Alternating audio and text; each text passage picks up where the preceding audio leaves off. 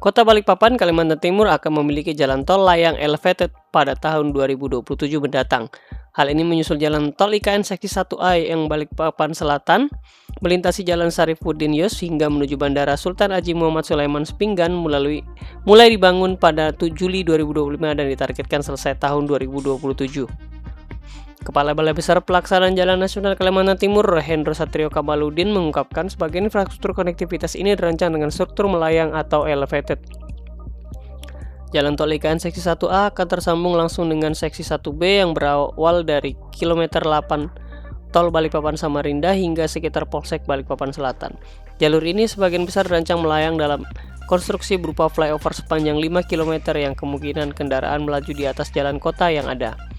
Dengan estimasi anggaran proyek mencapai 1,9 triliun yang sepenuhnya berasal dari APBN, tol IKN Seksi 1A akan dimulai konstruksinya setelah proses tender yang dijadwalkan pada Februari 2025. Biasanya proses tender makan waktu 2,5 bulan hingga 3 bulan.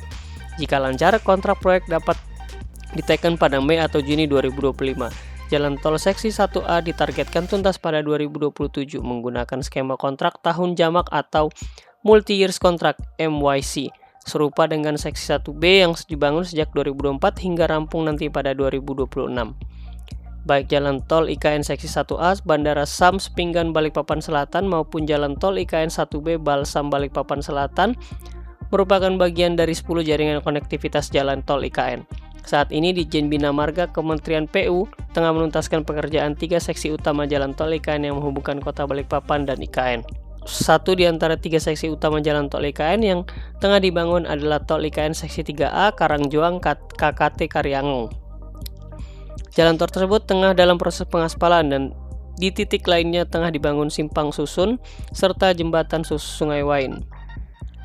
Direktur Sistem Strategi Penyelenggaraan Jalan dan Jembatan Ditjen Bina Marga Kementerian PU Reza Setiawan menjelaskan, selain jembatan Sungai Wain di tol IKN Seksi 3A, ada juga jembatan Satwa di tol IKN Seksi 3B. Jembatan Satwa ini menjadi infrastruktur ikonik jalan tol tersebut dan masuk dalam paket 3B2. Jembatan ini selesai pada pertengahan 2025, kata Reza.